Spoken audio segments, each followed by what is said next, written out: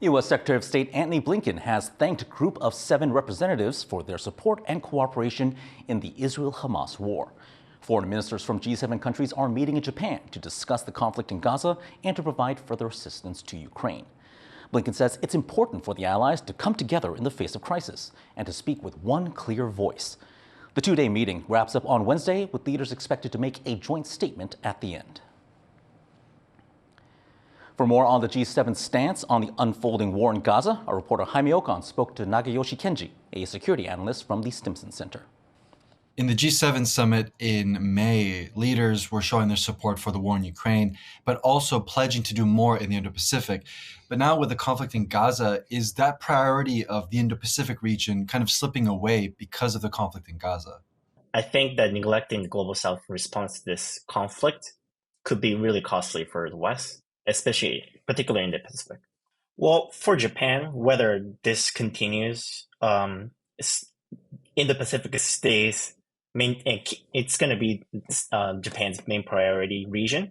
I mean, it's the region that Japan's in, so it's going to stay Japan's priority. And I think that United States also sees the Indo-Pacific as a primal important area for United States security. Looking at the United States, it was reported that Kurt Campbell is going to be the Deputy Assistant Secretary, who is a really expert on Asia or in Japan. So I think for immediate terms, it might look like Middle East is the main security concern for the world or the West. But I think Indo-Pacific will continue to be the main focus area for Japan or the United States or its allies in the other G7 countries. What can the United States and other allies at G7 do in the sense of showing support and security cooperation for the conflict in Gaza? Over the last, say, 5 years, or even over the last 2 years, G7 has been one of the few remaining multilateral frameworks that kind of worked, in which member states can reach consensus and they have a share basic values, for example, adhering to the rules-based international order.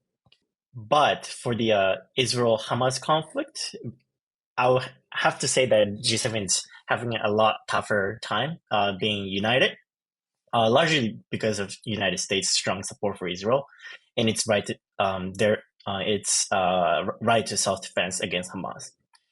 But when the global South, especially in the Indo-Pacific, sees the hypocrisy of the West reiterating the importance of adherence to the rules-based international order and the free and open Indo-Pacific, while also downplaying or even neglecting Israel's negligence to follow international law, it will create a deeper divide between the West and the global South, and it opens up a space for China to exert and expand their influence among global South countries.